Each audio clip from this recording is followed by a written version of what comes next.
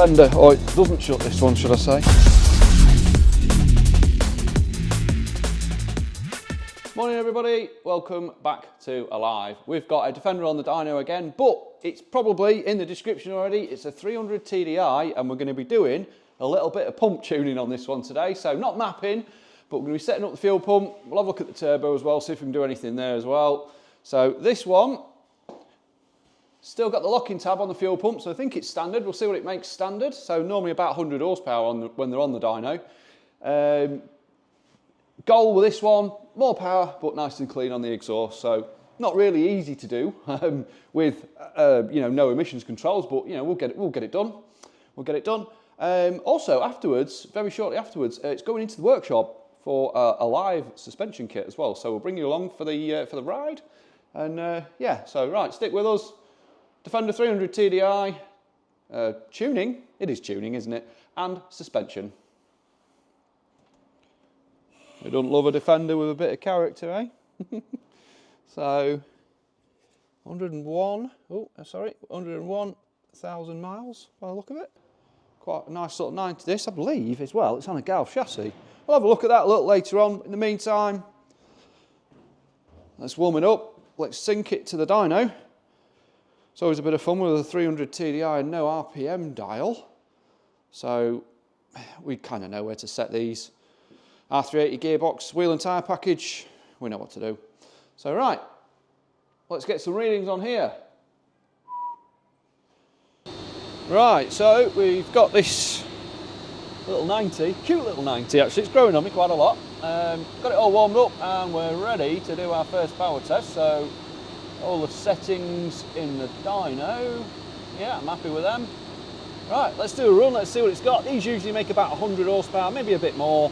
I think they claim about 110 horsepower from factory, but what, you know, who knows? Don't see many YouTube videos with a 300 TDI on here. So yeah, we've done a bunch of these. We've just never shown them. So here we go. Anyway.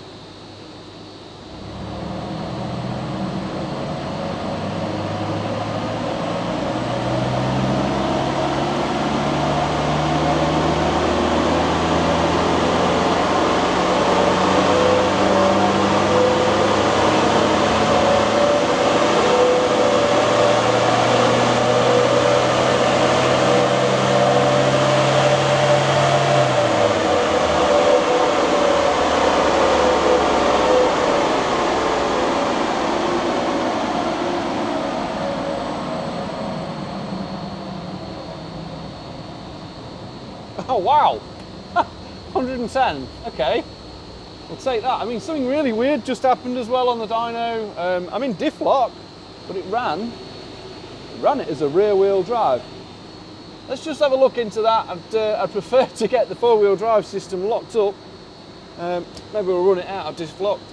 But yeah, 110 horsepower, which is pretty mint, you know, I wouldn't have expected that. So right on the money.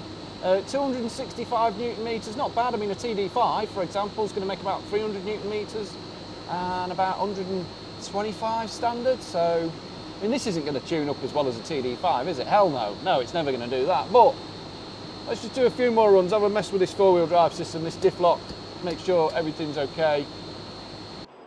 Right then, so managed to figure out that 4-wheel drive problem. I just took the vehicle out of diff lock. Normally we'll run a 4-wheel drive, well, a Defender in diff lock. For some reason it's making it run in rear wheel drive. Someone in the comments might want to tell me why.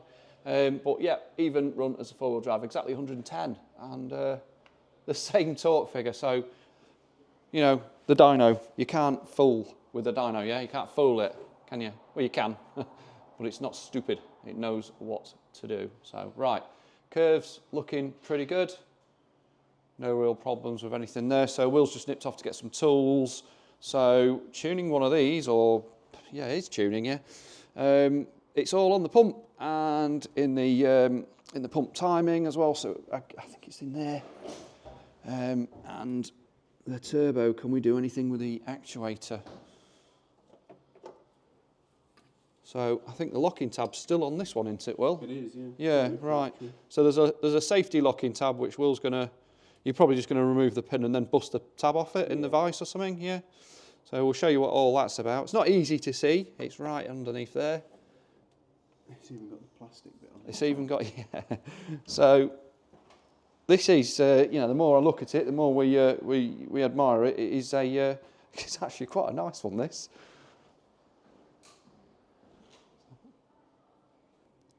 All right, so that's your locking tab, yeah, or more. Yeah, probably, yeah. Or more, yeah, right. So you can't always get them off with a pin in there, though, can you? Some of them are quite difficult. Yeah, I've taken them to the bench. Ah, right. Oh, for the right, yeah. So that lets you get your spanner on.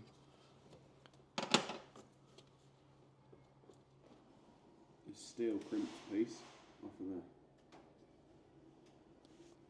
So with that removed, you can then make an adjustment, and you basically, there's a plug that essentially works as a plunger with what sort of fuel quantity is delivered. Put a torch on it, and can we get in there? Probably not. But either way, it's down there. We know it's there.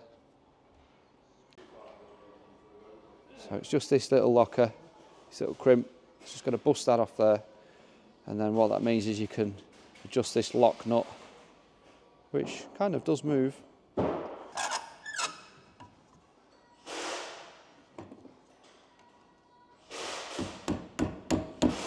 That'll twist now, I think, yeah. Always use your mate's screwdriver as well. Oh, is that one of Martin's? There we go. Right. Tunable now. Tunable, yeah, we can get the map done now. Right. Pop it back in. So, out of interest, Will, Yeah. from the standard position, how many turns are we looking at turning that to begin with? One? Yeah, one turn. About one turn, yeah. And we wind those outwards? Inwards. Inwards.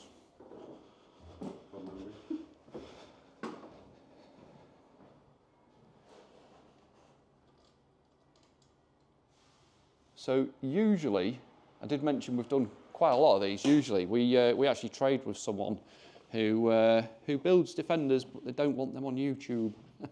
Hence why we've not really put any on. But they do build some of the most beautiful Defenders.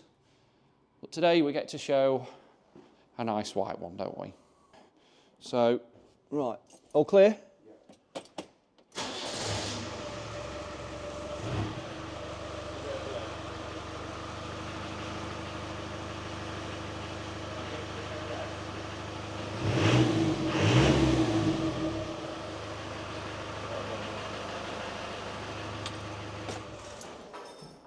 So we're just going to use our eyes and ears to just get a base set up on this. There'll be 1,000,001 people watching this video going, just turn it up, it's a 300. Well, the customer wants this nice and clean smoke-wise. So did actually piffed a little bit out the exhaust when you first blipped it. Yeah, it did, yeah. So, right, start it up again. Just what we're doing is we're listening to see how fast the idle is as well at the minute. There we go.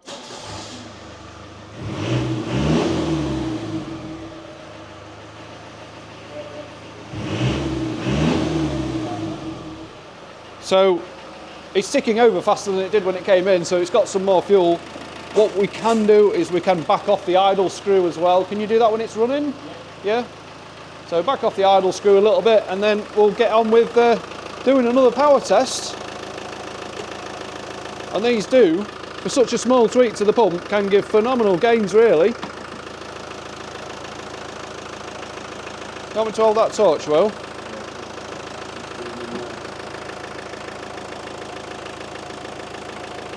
There is an idle screw somewhere down there. You'll hear the engine.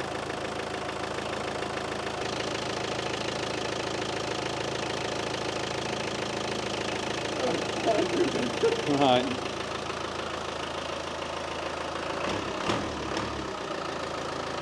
Give it a run and then Do it a run. Let's get the tuning done, and yeah. So on the background of the dyno screen, we've got what it just made when it came in, and now we're going to do a test. Now that we've made a adjustment to the pump. So here we go, full throttle. Big gains already.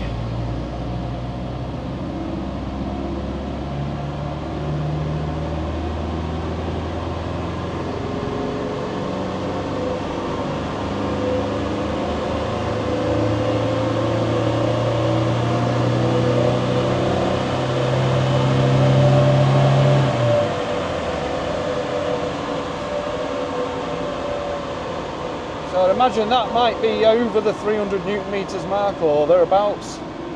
And 125 horsepower maybe, I might be wrong. Let's have a look. Feels better on the dyno when it's not in diff lock. So 123, oh, just a little bit of a squiggle there on the green line there. That's your drag. Let's just iron that out. And yeah, 126, so not a bad estimate.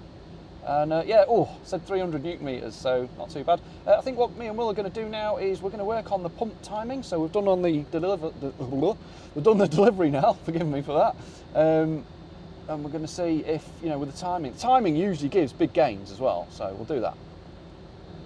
Luckily, this is a non-aircon model because we've, when you've got the aircon, you've got the I think there's a tensioner in the way there, and then there's an aux belt as well to move out of the way. But yeah, Will's just going to remove the cover here, and then we can tweak the pump timing. And then what we do find is normally you make a small tweak to the fuel pump, and then if you make a tweak to the pump timing as well, you normally get a bigger gain from you can get a bigger gain from the timing. And what you end up with is next to none or very little black stuff coming out of here. Yeah, so that's how we do it.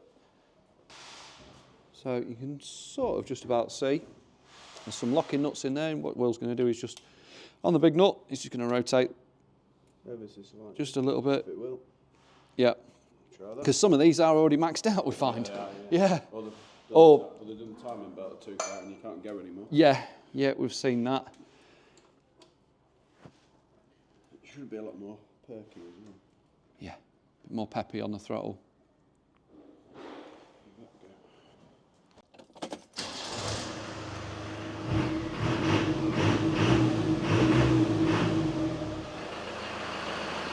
Bit diesely, a bit more, I think that's the idle speed though, isn't it? Going. So on the dyno screen we've got what it came in with, what it did with the first adjustment, and then we'll see what it's going to do now. Feels a lot better on the throttle.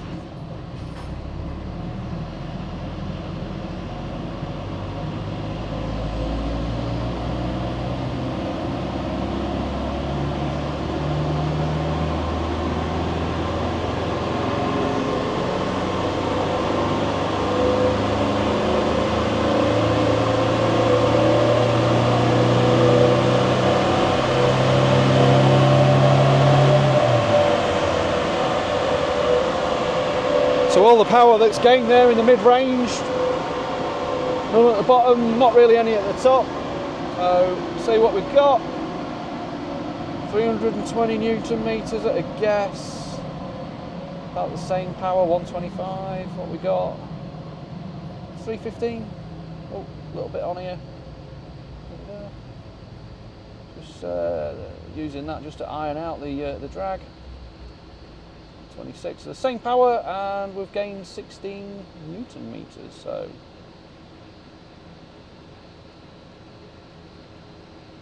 do a couple more runs just to back that up, but I'm feeling quite happy about that. So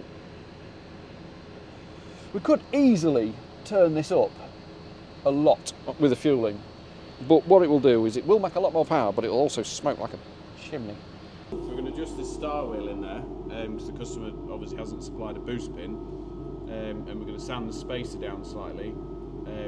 So as it comes on boost, it puts pressure into here, which then pushes the diaphragm down. So by turning the star wheel down, it makes the spring easier to push down, so it puts more fuel in as the boost increases. Right, and what we think we're going to get from that is some power at the top. So pretty happy with what we've got so far. So at heart, Will, yes, he's TD5, but he loves a 300 TDI as well. So who doesn't? Yeah, there's a lot of people that don't even like the TD5, isn't there? Shame on you. You don't like the TD5, and you're sworn by the 300 TDI, I dare you to come to Alive and go out in our 90 or even our 110, and we'll change your mind. Yeah, just a glance at where it is now versus where it was when it came in. So there's big gains throughout, especially in the torque. Yeah, there's big gain in the mid-range. So yeah, 127, 318. That's where we're at. We did a couple of runs off camera. But yeah, we're just going to try and carry the strength of this curve on a little bit. We'll see. 140 horsepower would be nice. We'll see. Anyway, wheels cracking on.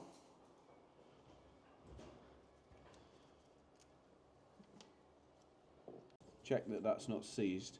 Oh yeah, the plunger's working. They often get and the moisture down in there. Yeah. And the pin rusts up, which someone has greased. Yeah, it does look in good condition, that.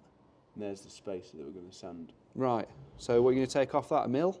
If that, yeah. If that. All right. So you're going to give that a little bit of a tickle. Sand, yeah. And then that dot is where your factory setting is on the pin, which you can't really. Oh, I see it. Yeah. So where that rides. Yep. On factory, you can then turn it. It's hard to show on the camera, so it runs on the steeper side, so you can gain a little bit extra out of a standard pin. I know, I can see what you mean. Maybe the guys at home can see on it. But yeah, you put it on the steepest part of the pin. Yeah. You get a bit more duration out of it. So there's a boost ring and a pin. And that's the star wheel. So we're going to turn this one full turn down, which puts less preload on the spring to make the diaphragm easier to go down, to give it more fuel as the boost comes on. All right. Oh, no longer TD5 specialists. It's all about the 300. So you've got to do like a full circle minus one. So I've actually put a dot on it just here. So we know where to go and where to go back to. So. All right, now he's going to do his nails.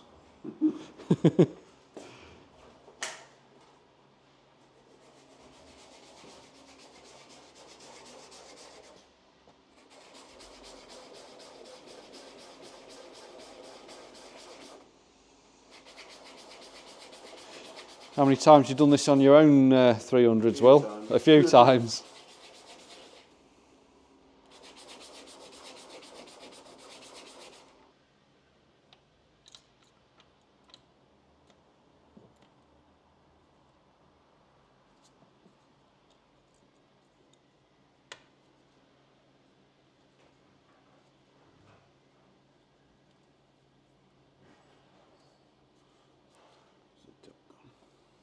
Just at the side there.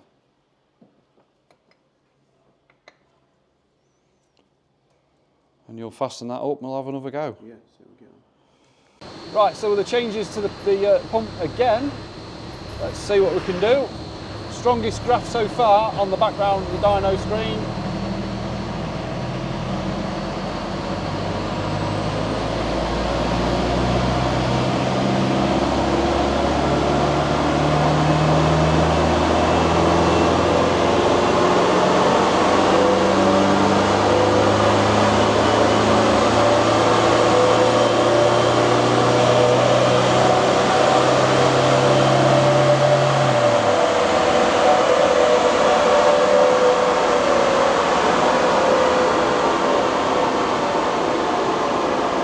That's looking lovely, that, isn't it? Look at the smoothness of the curve. Woohoo! Yes! Well done, Will. Oh! Yes! Yeah, that'll do, Pick. So there's a little wobble again on the losses, so let's just get that ironed out. Can we see 145? 145! Whee! And 372 Newton meters. I didn't see that to begin with. Wow. Right, so 145 and 372. So that's good. Yeah. So I've just removed, the power of the wheels and the losses there, just so we can. It's a cleaner looking graph. So big gains everywhere, right from the start. Right from the start. So 110 Newton meters and 35 horsepower. So that last adjustment that we made to the wheel there definitely made a big difference, and it really smoothed out the curve. So, happy with that. Really happy with that.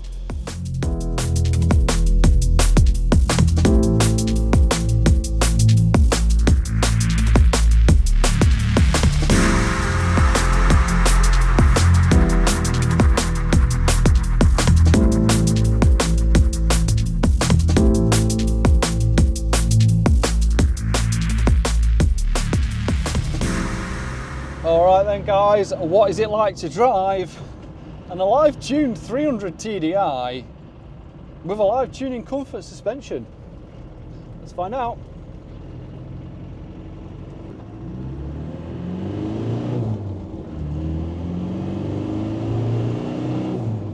It's got some go, I'll give it that. You can feel the 370 Newton meters, definitely can. It's kind of tuned same but different to a stage 1 TD5. That's where this is kind of at now.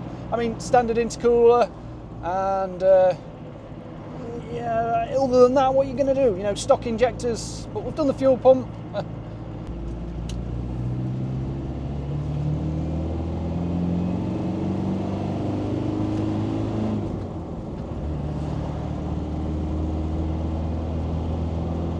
Clean as a whistle out the exhaust, and pulling up this big hill quite nicely.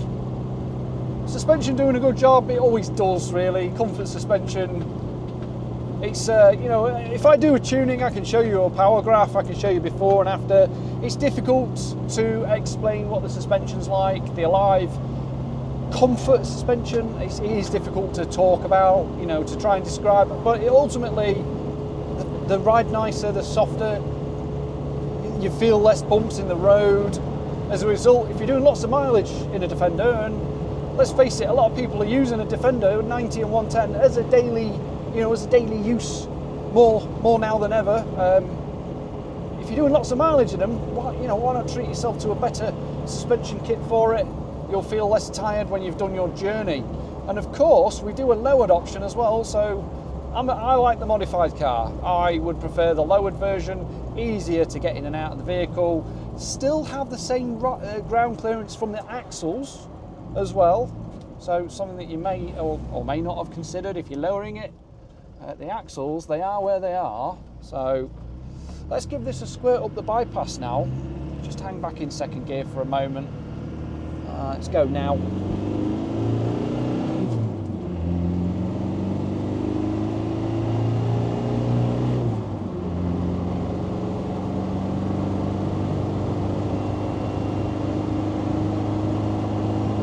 Going well. Yeah, any more than that, we're breaking the law.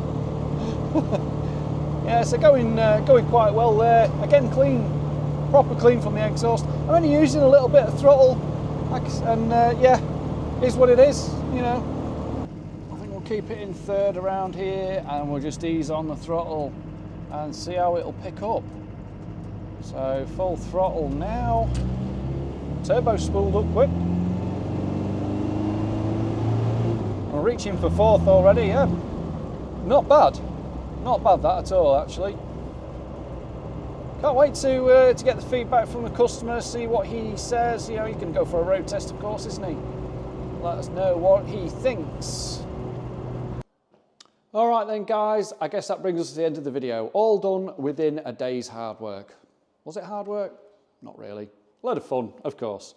So, turn that off. Right, so, yeah, that is the end of the video.